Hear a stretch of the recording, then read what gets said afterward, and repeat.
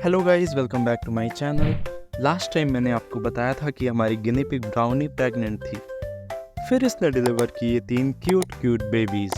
ये video delivery के बाद की उन 2 मंथ्स पर फोकस करेगा जिनमें ना सिर्फ मैंने बच्चों की अच्छे से केयर की, बल्कि उन्हें काफ़ी फ्रेंडली और एक्टिव भी बनाया, और साथ में उनकी माँ की भी अच्छे से केयर की। तो अगर आप भी सिमिलर सिचुएशन में हैं तो ये वीडियो आपकी बहुत तरह से हेल्प कर सकता है। जैसे बच्चों को क्या खिलाना है, उन्हें कब अलग करना है, उन्हें कैसा एनवायरनमेंट देना है, उन्हें ट्रेन कैसे करना है, ह्यूमन टच से फ्रेंडली कैसे बनाना है।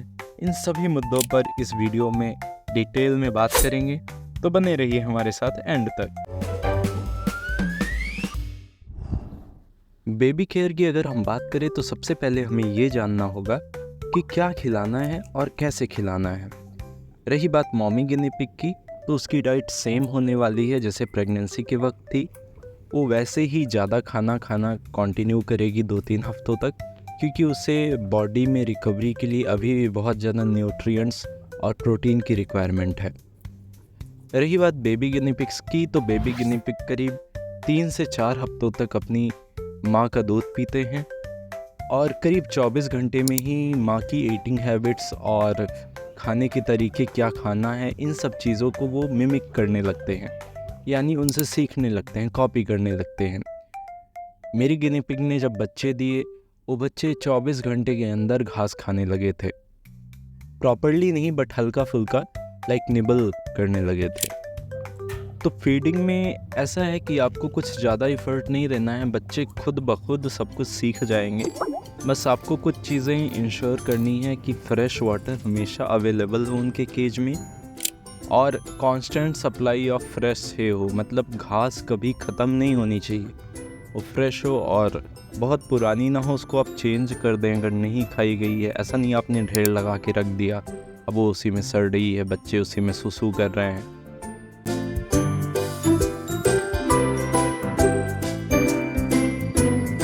बच्चों को कैल्शियम की ज़रूरत होती है, तो आप उनको अल्फ़ा हे दे सकते हैं जिनमें ज़्यादा कैल्शियम होता है।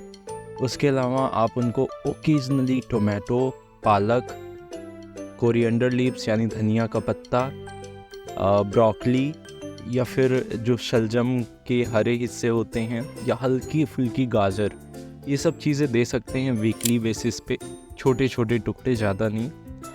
तो ये आपके बच्चों की ग्रोथ में हेल्प करेंगे। और एक बात ध्यान रखें, कैल्शियम वाली चीज़ कभी भी ज़्यादा नहीं देनी है, उससे इनको ब्लैडर और किडनी स्टोन्स का खतरा बढ़ जाता है। आइए हाइजीन, सेटअप और बॉन्डिंग को जान लेते हैं। क्योंकि ये तीनों चीज़ें आपस में इतनी क्लोजली रिलेटेड हैं, तो इनकी बात हम एक साथ करेंगे। किसी भी बेबी का इम्यून सिस्टम डेवलप हो रहा होता है, तो उसके बीमार होने के या इन्फेक्टेड होने के चांसेस बहुत ज़्यादा होते हैं। इसीलिए हमको साफ़ सफाई पूरी रखनी है। दूसरे हफ्ते तक होते होते बेबीज़ बहुत ज़्यादा खाना कंज्यूम करने लगते हैं, क्योंकि उनका अभी पूरा डेवलपमेंट होना है, बॉडी उनकी डेवलप होनी है। तो अब इतना खाएंगे तो उनके ड्रॉपिंग्स अगले दिन पूरी फैल जाती है, आपका रूम या उनका जो एरिया है मेसी हो जाएगा। और अगर आप पहले से भी कंपेयर करें, तो जैसे पहले मेरी गिनी पिग अकेली थी, बच्चे देने के बाद तो 4 हो गए अब वो, तो आपको हर दूसरे दिन क्लीनिंग करनी पड़ेगी। उनका जो लाइनर है, बेडिंग है, वो चेंज करना पड़ेगा। और बेबीज़ को नहलाने की कोई ज़रूरत तो है नहीं, पर अगर आपको बहुत ज़रूरत महसूस होती है तो कम से कम वो 2-3 हफ्ते के हो जाएं, या बेटर है 2 महीने के हो जाएं, तब आप नहलाएं। चूँकि वो क्लीन होते हैं, उनको कोई ज़रूरत नहीं है, तो आप ना ही नहलाएं तो बेटर है। हाँ, बच्चे होने के बाद मॉमी गिनी पिग को एक बार ज़रूर नहला दें, 1 महीने बाद। हाइजीन इंश्योर करने के बाद आपको देखना है कि केज आपके जो कमर का लेवल है, इससे थोड़ा ऊपर हो, ताकि जब आप गिनी पिग से इंटरैक्ट करो तो उसको बहुत स्कैरी ना लगे। फॉर एग्ज़ाम्पल, आप झुक के केज में गिनी पिग को उठाने जा रहे हो, तो आपकी परछाई पड़ेगी, ऊपर से कुछ आता हुआ उसको दिखेगा, तो उसको एक लगेगा कोई उड़ने वाला प्रेडेटर है जो उस पर अटैक करने आ गया है। ऐसे केसेस में वो बहुत डर जाएगा, भले ही वो उसका कोई एक्सपीरियंस नहीं रहा है वाइल्ड में, बट इनकी इंस्टिंक्ट्स होती हैं। ये उसी तरह है जैसे बंदर पड़ी रस्सी को भी देखकर डर जाता है, भले उसने सांप से कभी मुलाकात ना की हो अपने लाइफ में। बच्चे जब पैदा हुए एक दिन उन्हें आप छोड़ दीजिए, बट आप उन्हें दूसरे दिन से हैंडल करना शुरू कीजिए। मतलब इससे आपकी बॉन्डिंग बनेगी। बच्चों को थोड़ा सा ये नॉर्मल लगेगा ह्यूमंस का उनके आसपास होना, क्योंकि इनको आदत नहीं है, इनको नहीं पता है ह्यूमन से कैसे इंटरेक्ट करना है। इनकी पूरी डेवलपमेंट इवोल्यूशन अलग तरीके से हुई है।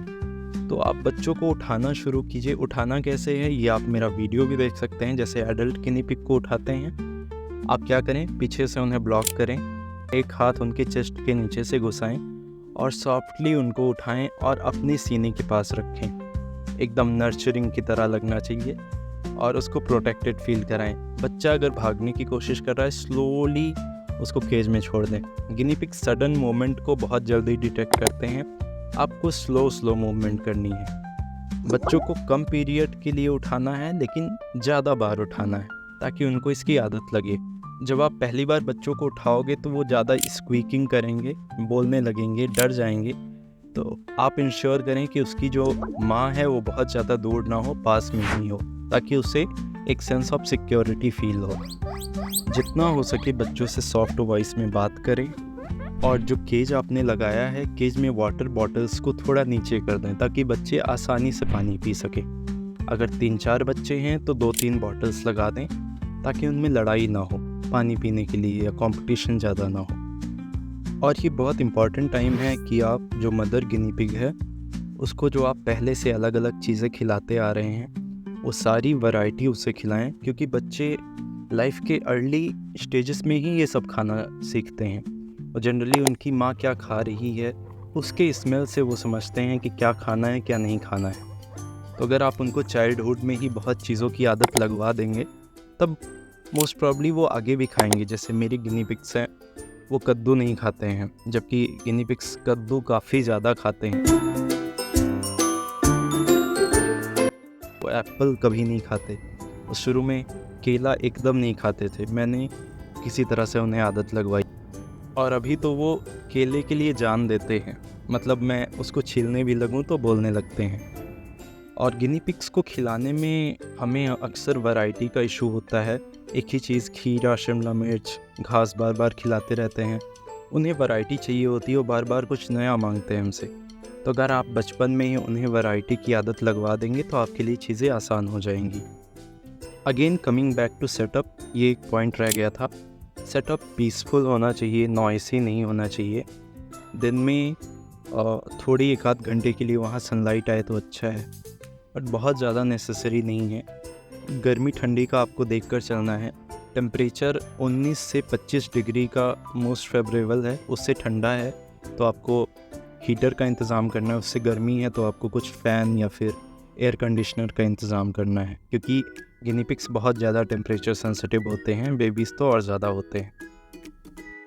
अच्छा, बॉन्डिंग को एक्सपेंड करें तो ऐसा है कि बच्चे उस एज में बहुत ज़्यादा लर्निंग करते हैं अपनी। अगर उनको कोई नाम देना है, बार बार उस नाम को बुला के उनको ट्रीट दें, या फिर उनको कोई ट्रेनिंग सिखानी है, खड़े होना सिखाना है, तो उनके पेरेंट्स से वो चीज़ें करवाएं, वो भी आराम से सीख जाएंगे।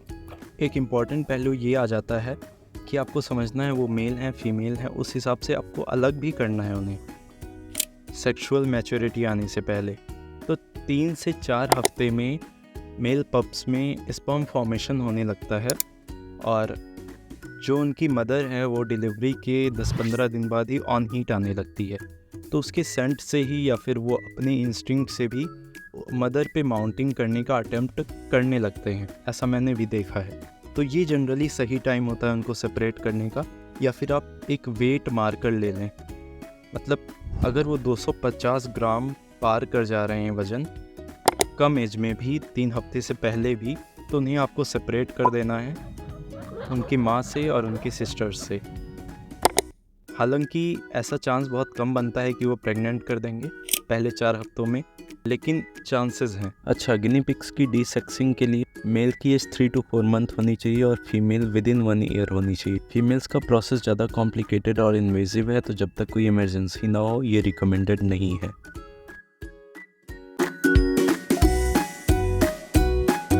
हाँ, एक ज़रूरी बात, मैंने मेल फीमेल को अलग कर रखा था तो बच्चे केज के थ्रू पास कर रहे हैं, या तो उनके पिताजी अंदर हैं जो कि हमारे स्नोवी भाई साहब हैं, या उनकी मम्मी ब्राउनी, कोई एक केज के अंदर है, बाकी सब बाहर हैं। ऐसा होता था। तो बच्चे अंदर भी जा रहे हैं, बाहर भी जा रहे हैं, और वो हमेशा इंटरेक्ट करते थे। तो अपने फादर के साथ भी काफ़ी टाइम स्पेंड करते थे। तो जब मैंने उनकी माँ से उनको अलग किया तो बहुत ज़्यादा प्रॉब्लम नहीं हुई। इसी तरह से आपको आपके जो गिनी पिग के बच्चे हैं उनको और मेल्स की, या कोई और गिनी पिग है आपके पास, उसके साथ भी बॉन्डिंग करवानी है, ताकि अब जब उनकी सेक्सुअल मैच्योरिटी पर आप उन्हें सेपरेट करें तो उसको कोई शॉक ना लगे और बहुत ज़्यादा डिप्रेस्ड ना हो जाए। और आपको एक फ़न फैक्ट बताऊं तो जो मेल गिनी पिग्स होते हैं जनरली वो बहुत कंसिडरेट होते हैं, बहुत अफेक्शनेट होते हैं, बच्चों को जनरली हार्म नहीं करते जब तक कोई एक्सट्रीम केस ना हो।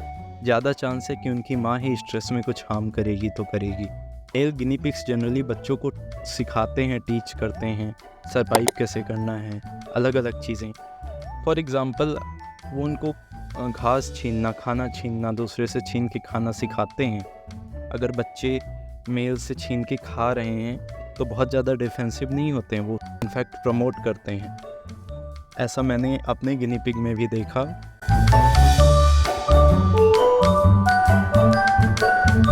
और हाँ, एक स्ट्रेंज चीज़ भी मैंने नोटिस करी कि अगर फीमेल कोई बच्चा है तो उसको आपको मेल से या उसके जो पिताजी हैं उससे एकदम स्ट्रिक्टली अलग रखना है। जैसे आप इस वीडियो में देख पा रहे होंगे, मैंने जैसे ही बच्चों को केज में रिलीज़ किया, ये जो मेल है ये बच्चों के साथ मीटिंग करने की कोशिश कर रहा है, और बच्चे चूँकि मेल हैं उनमें कुछ ऐसे इंस्टिंक्ट नहीं है तो वो भाग जा रहे हैं। तो आपको ये ध्यान रखना है, अगर वहाँ पर कोई फीमेल होगी तब तो मीटिंग हो जाएगी।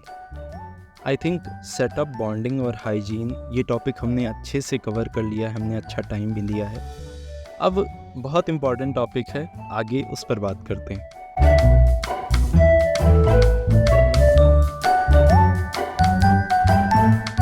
हो सकता है कुछ लोगों को ज़्यादा लगे, बट ये फीलिंग एक पेट ओनर ही समझ सकता है। 2 महीने के थे मेरे बच्चे, मेरे गिनी पिग के बच्चे, जब मैंने इन्हें पेट शॉप पे दिया, और ये 2 महीने कैसे निकले मुझे पता नहीं चला। मुझे आज भी वो फीलिंग याद है जब पहली बार मैंने उन्हें हाथ में उठाया था, या जब मैं ऑफिस से आया, ब्राउनी अपने हाइड आउट से निकलकर केज में तुरंत मेरे पास आई और बोलने लगी। मुझे लगा ये अचानक से इतनी तेज क्यों भाग रही है और इतनी दुबली क्यों लग रही है। पहला रिएक्शन वही था। फिर मैंने देखा इसके 3 छोटे छोटे बच्चे केज में फंस रहे हैं, बाहर निकल रहे हैं, एक ट्रे में फंसा हुआ है, और भाई इसने सारी सफाई कर दी थी, एक ट्रेस भी नहीं मिला कि डिलीवरी इसने करी है। फिर बच्चे जैसे जैसे बड़े होना शुरू हुए, उन्होंने जो उत्पात मचाया, जो गंदगी रूम में करनी शुरू करी, और भाई बच्चे इतना ज़्यादा खाते हैं ये, मुझे लग रहा है बच्चे ज़्यादा खाते हैं या ग्रुप बहुत बड़ा हो गया तो बहुत ज़्यादा डिमांड होने लगी, बट बच्चे बहुत तेज़ थे खाने में, ये मैंने ऑब्ज़र्व किया। मैं थोड़ा सा हिल भी जाऊँ, हल्की सी किसी पॉलीथीन की आवाज़ आ जाए, इनका हल्ला शुरू हो जाता था, कोरस करते थे ग्रुप में ये वीकिंग का।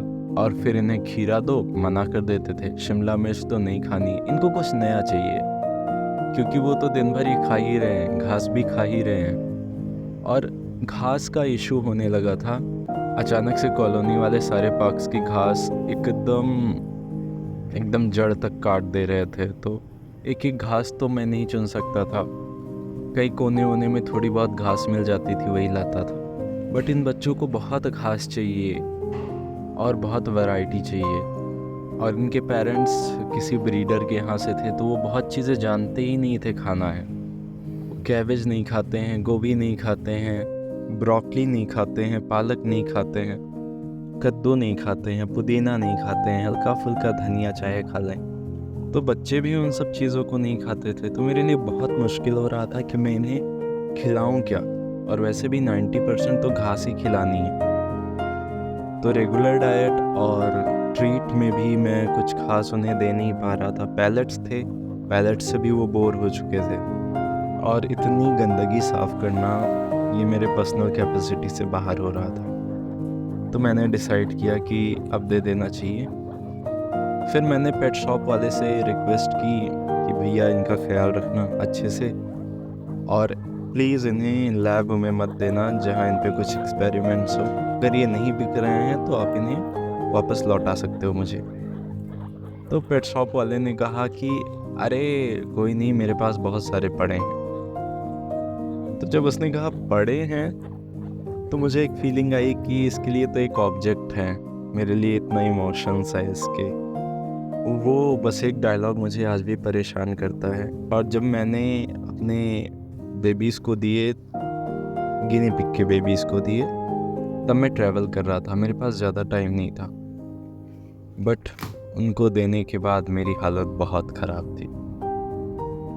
खैर, ये था मेरा थोड़ा पर्सनल एक्सपीरियंस, और ये शायद मेरा once in life time experience था, क्योंकि अब जो ब्राउनी है मैं इसे ब्रीड नहीं करवाऊँगा। इनकी लाइफ स्पैन पे फ़र्क पड़ता है और मेहनत बहुत करनी पड़ती है, और 2 सही हैं, बस नोवी की एज निकली जा रही है, इसे मुझे जल्दी से जल्दी न्यूटर करवाना है। हालांकि अगर आपने मेरी प्रेगनेंसी वाली वीडियो देखी है तो मैंने आपको बताया होगा कि ब्राउनी अंडर एज में प्रेग्नेंट हुई थी, बट सब कुछ बहुत स्मूथ रहा, हमेशा वो मुझे एक्टिव दिखी और हेल्दी दिखी। तो अगर आपको भी गिनी पिग की प्रेगनेंसी के बारे में जानना है और उस समय उसका केयर कैसे करना है, तो एंड स्क्रीन पे आ रही वीडियो क्लिक करके देख सकते हैं। शायद ये मेरी अब तक की लॉन्गेस्ट वीडियो है। मिलते हैं आपसे नेक्स्ट वीडियो में। Bye bye. सब कुछ वही है, आपको कुछ जानना है, कुछ बात करनी है, कमेंट सेक्शन हमेशा आपके लिए खुला है।